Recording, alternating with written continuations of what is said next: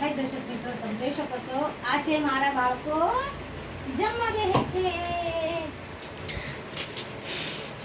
ક્યાં ગયા? જમવાનું કોને છે? ચાલો ઊભા થા.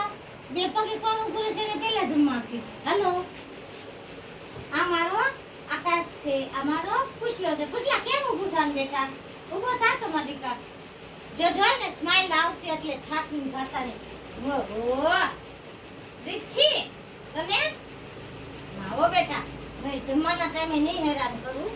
તમે જોઈ શકો છો આ બધા મારા ઘર પરિવાર જમવા બેસી ગયા છે. બેટા એને જગ્યા કરો. બસ જમી લ્યો. ચાલો હાલ બેટા, હાલ હાલ હાલ હાલ હાલ હાલ હાલ હાલ હાલ હાલ ફટાફટ જમવા દોડ. યાર બસ તમે જોઈ શકો છો 1 2 3 4 5 ને 6 છઠ્ઠું છે ને એ મારે નાનો ટેણીયો છે મારો. બસ એ બેસ જા.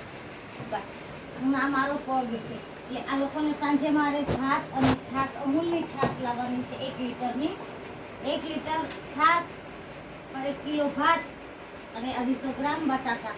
બટાકા તને સ્પેશિયલ વાળા છે. અને સવારે 10 વાગ્યે ને રોજ એટલે રોજ બધાને 1 ભાગમાં ટમેટું આપવાનું.